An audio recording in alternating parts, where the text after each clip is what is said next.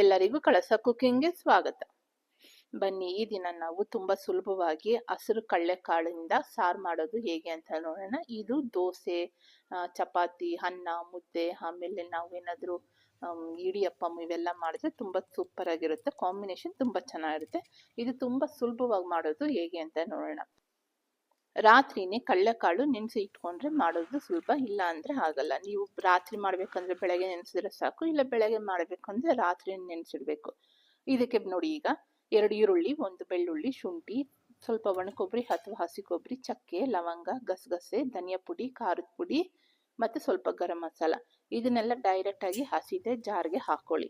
ಇಲ್ಲಿ ನೀವು ಒಣಕೊಬ್ಬರಿ ಆದ್ರೂ ಯೂಸ್ ಮಾಡ್ಬೋದು, ಹಸಿ ಕೊಬ್ಬರಿ ಆದ್ರೂ ಯೂಸ್ ಮಾಡ್ಬೋದು.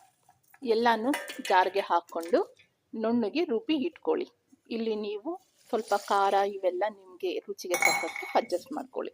ಈಗ ಅದು ರುಬ್ಕೊಂಡಾದ್ಮೇಲೆ ಒಂದು ಡೈರೆಕ್ಟಾಗಿ ಕುಕ್ಕರ್ ಇಟ್ಟು ಒಂದು ಸೌಟಿಗೆ ಎಣ್ಣೆ, ಸ್ವಲ್ಪ ಸಾಸಿವೆ, ಸ್ವಲ್ಪ ಜೀರಿಗೆ ಇವೆಲ್ಲ ಹಾಕಿ, ಸ್ವಲ್ಪ ಜೀರಿಗೆ ಹಾಕಿದ್ಮೇಲೆ ನಾವು ಕಟ್ ಮಾಡಿರೋ ಒಂದು ಈರುಳ್ಳಿ, ಕರಿಬೇವು, ಸ್ವಲ್ಪ 2 ಹಸಿಮೆಣಸಿನ್ಕಾಯಿನೂ ಹಾಕಿ ಅದು ಸ್ವಲ್ಪ 1 ನಿಮಿಷ ಬಾರಿದ್ಮೇಲೆ ನಾವು ನೆನೆಸಿಟ್ಕೊಳ್ಳುವಂಥ ಕಡಲೆಕಾಳು, ರುಬ್ಬಿರುವಂಥ ಮಸಾಲೆನ ಹಾಕಿ ಚೆನ್ನಾಗಿ ಎಣ್ಣೆಯಲ್ಲಿ ಫ್ರೈ ಮಾಡಿ. ಒಂದು ಸ್ವಲ್ಪ ಚೆನ್ನಾಗಿ ಎಣ್ಣೆಯಲ್ಲಿ ಫ್ರೈ ಮಾಡಿದ್ರೆ ಆ ಹಸಿ ವಾಸನೆ ಏನಾದರೂ ಇದ್ದರೆ ಮಸಾಲೆದು ಅದೆಲ್ಲ ಕ್ಲೀನಾಗಿ ಹೋಗುತ್ತೆ ಅಂತ ಅಷ್ಟೇ. ಈ ರೀತಿ ಚೆನ್ನಾಗಿ ಎಣ್ಣೆಯಲ್ಲಿ ಫ್ರೈ ಮಾಡಿದ್ಮೇಲೆ ಇದ್ರ ಜೊತೆಗೆ ನಾವು ಆಲೂಗಡ್ಡೆನೂ ಹಾಕ್ಕೊಳ್ಳೋಣ. ಆಲೂಗಡ್ಡೆ ಹಾಕೊಂಡ್ರೆ ಕಡಲೆಕಾಳು ಸಾರಿಗೆ ತುಂಬ ಟೇಸ್ಟ್ ಇರುತ್ತೆ, ಚೆನ್ನಾಗಿರುತ್ತೆ.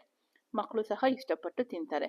ಇಲ್ಲಿ ನಾನು 2 ದೊಡ್ಡ ಆಲೂಗಡ್ಡೆ ಹಾಕ್ಕೊಂಡಿದ್ದೀನಿ, 1 ಟೊಮೊಟೊ ದೊಡ್ಡದಾಗಿರೋದು, ಚಿಕ್ಕದಾಗಿ 2 ಟೊಮೊಟೊ ಹಾಕಿ ಇದನ್ನೆಲ್ಲ ಹಾಕಿ ಇನ್ನೊಂದ್ಸಲ ಮಿಕ್ಸ್ ಮಾಡಿ, ನಮಗೆ ಇಲ್ಲಿ ಎಷ್ಟು ಬೇಕೋ ಅಷ್ಟು ಬೇಯೋಕ್ಕೋಸ್ಕರ ನೀರನ್ನು ಆ್ಯಡ್ ಮಾಡಿ ಕುಕ್ಕರ್ ಮುಚ್ಚೋಣ ಬನ್ನಿ. ಈಗ ನೋಡಿ, ನಾನಿಲ್ಲಿ ಮಸಾಲೆ ರುಬ್ಬಿರೋ ನೀರನ್ನೇ ಹಾಕ್ಕೊತಿದ್ದೀನಿ, ಸ್ವಲ್ಪ ಕ್ಲೀನಾಗಿ ಜಾರಲ್ಲಿ ಇರೋ ಮಸಾಲೆ ಎಲ್ಲ ಬರೋ ಹಂಗೆ. ಇವಾಗ ನಾವು ಇಲ್ಲಿ ಉಪ್ಪು ಹಾಕಿದಿರ ಬೇಯಿಸ್ಕೋಬೇಕು. ಉಪ್ಪು ಹಾಕ್ಬಿಟ್ರೆ ಏನಾಗುತ್ತೆ, ಕಾಳು ಬೇಗ ಬೇಯೋದಿಲ್ಲ.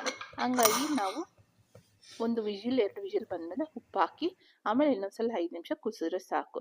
ಇದು ನೋಡಿ, ಕಡಲೆಕಾಳು ನಾನೀಗ ನನಗೆ 2 ರಿಂದ 3 ವಿಜಿಲ್ ಬಂದಮೇಲೆ ಓಪನ್ ಮಾಡಿದ್ದೀನಿ. ಇವಾಗ ಉಪ್ಪು ಹಾಕಿಬಿಟ್ಟು ಇನ್ನೊಂದು 5 ರಿಂದ 10 ನಿಮಿಷ ಡೈರೆಕ್ಟಾಗಿ ಕುದಿಸಿದ್ರೆ ಉಪ್ಪು ಖಾರ ಎಲ್ಲ ಕ್ಲೀನಾಗಿ ಸೆಟ್ ಆಗಿರುತ್ತೆ. ಮೇಲಿಂದ ಸ್ವಲ್ಪ ಕೊತ್ತಂಬರಿ ಸೊಪ್ಪು ಹಾಕಿದ್ರೆ ನಮಗೆ ಕಡಲೆಕಾಳು ಸಾರಿನ ಗ್ರೇವಿ ರೆಡಿ ಆಗುತ್ತೆ. ನೋಡಿ, ಕ್ಲೀನಾಗಿ ಬೆಂದು ಇದೆ.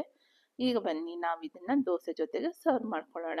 ಇದು ದೋಸೆ, ಇಡ್ಲಿ, ಚಪಾತಿ ಯಾವುದಕ್ಕಾದ್ರೂ ಆಗಲಿ ತುಂಬ ಚೆನ್ನಾಗಿರುತ್ತೆ.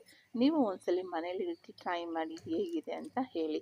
ನಿಮಗೆ ಈ ವಿಡಿಯೋ ಇಷ್ಟ ಆಗಿದ್ರೆ ಲೈಕ್ ಮಾಡಿ, ಶೇರ್ ಮಾಡಿ, ಸಬ್ಸ್ಕ್ರೈಬ್ ಮಾಡಿ. Thank you.